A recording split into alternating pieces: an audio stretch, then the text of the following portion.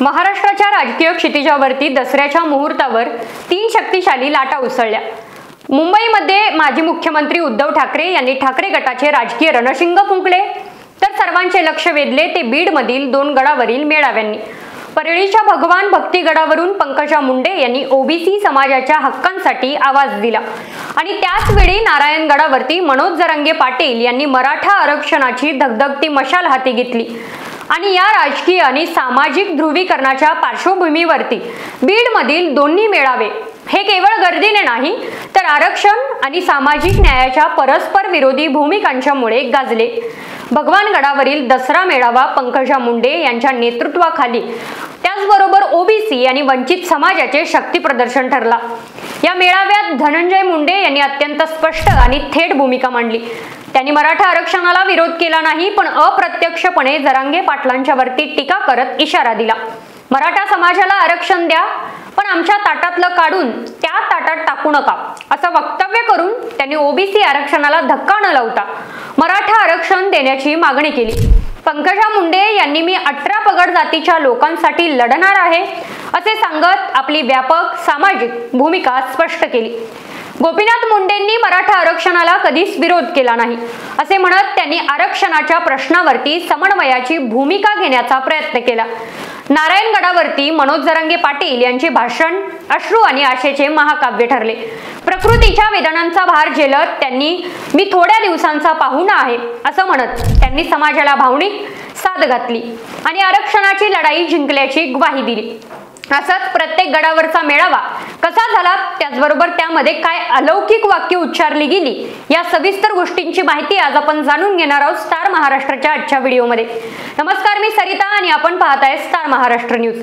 जरांगे पाटील बोलताना म्हणाले होते की तुम्हाला आठवत असेल काही महिन्यांच्या पूर्वी मी एक गोष्ट बोललो होतो की मी थोड्या दिवसांचा पाहुणा आहे। आपण मुंबईला जायची हाक दिली त्यावेळेला मी हे बोललो होतो। शेवटी शरीर आहे, काही सांगता येत नाही। माझ्या गरीबाच्या लेकराच्या आयुष्याचं कल्याण करू द्या। मी आहे तोपर्यंत समाजाच्या लेकरांना आरक्षण दिलेलं मला पाहायचं आहे। मागे कुणी हटू नका, कुणी मागे सरकू नका, अशी संधी पुन्हा सोडू नका। तुम्ही आता साथ दिली त्यामुळे माझ्या समाजाच्या लेकरांचं कल्याण करू शकतो। तुम्ही साथ दिली त्यामुळे जीआर घेऊन मराठ्यांची लढाई जिंकली। आता मला चिंता नाही, मी थोड्या दिवसांचा पाहुणा असो की लय दिवसांचा, मला चिंता आता राहिलेलीच नाही। तर भाजप नेत्या पंकजा मुंडे यांचा दसरा मेळावा बीड जिल्ह्यातील भगवान गडावर मोठ्या उत्साहात पार पडला, जिथे पंकजा मुंडे, प्रीतम मुंडे आणि धनंजय मुंडे एकाच व्यासपीठावरती उपस्थित होते। मेळाव्यात राज्यभरातून आलेल्या जनतेने पंकजा मुंडे यांनी त्यांचं स्वागत केलं, कौतुक केलं। मात्र व्यासपीठावरती आणि परिसरात गोंधळ घालणाऱ्या लोकांच्यावर त्यांनी तीव्र नाराजी व्यक्त करत शरम वाटली पाहिजेत असे सुनावले। लोक आपले असूच शकत नाहीत ते असे देखील त्यांनी ठामपणे सांगितले। गोंधळ घालणारे लोक कोणाची सुपारी घेऊन आले आहेत का हे माहिती नाही असे म्हणत त्यांनी विरोधकांच्या वरती अप्रत्यक्षपणे टीका केली। त्यांनी आपल्या भाषणाला विरासत में संघर्ष मिला है तो जिद भी मिली है, लड़ने की चाह जो भी हो डटकर आगे बढ़ने की, बदलू मैं क्यों विचारूं की अटल चोटी हूं, मैं गोपीनाथ मुंडे की बेटी हूं, अशा शायरीने सुरुवात करून भावनात्मक आणि राजकीय भूमिका मांडली। त्यांनी नरेंद्र मोदी आणि देवेंद्र फडणवीस यांच्या वतीने शेतकऱ्यांच्या पाठीशी उभे राहून मदत करण्याचे आश्वासन दिले। सर्वात महत्त्वाचे म्हणजे त्यांनी लोकांना जाती गुंडाळून माणुसकीचा धागा जोडण्याचे आवाहन केले।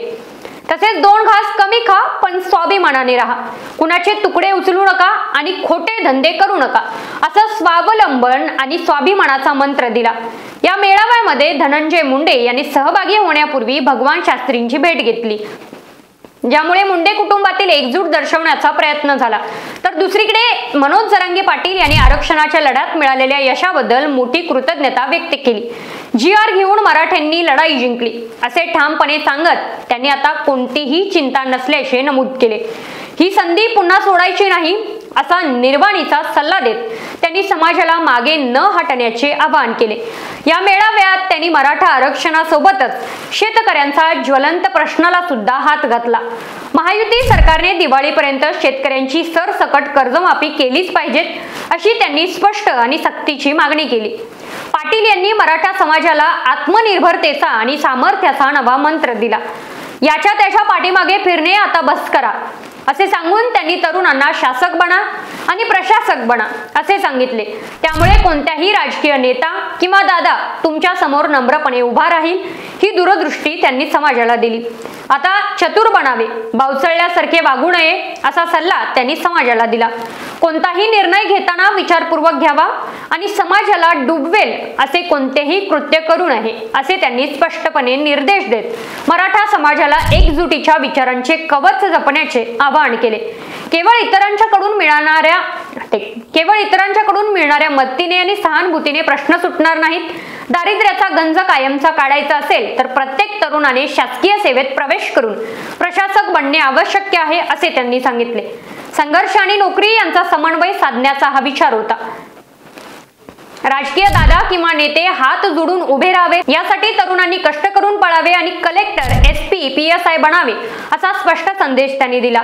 प्रशासनात उच्च पद मिळवल्यास समाजाचे प्रश्न आपोआप सुटतील असा प्रभावी आणि वास्तववादी संदेश त्यांनी मराठा समाजाला दिला। हा दसरा महाराष्ट्राच्या राजकारणासाठी एक महत्त्वपूर्ण वळण ठरला आहे। मुंबईत ठाकरे गटाने राजकीय हल्लाबोल केला तर बीडमध्ये 2 गडांवर आरक्षण आणि सामाजिक न्यायावरती प्रश्न उभा करण्यात आले। हे तिन्ही दसरा मेळावे महाराष्ट्राला एक लक्षवेधी भूमिका देणारे दसरा मेळावे ठरले।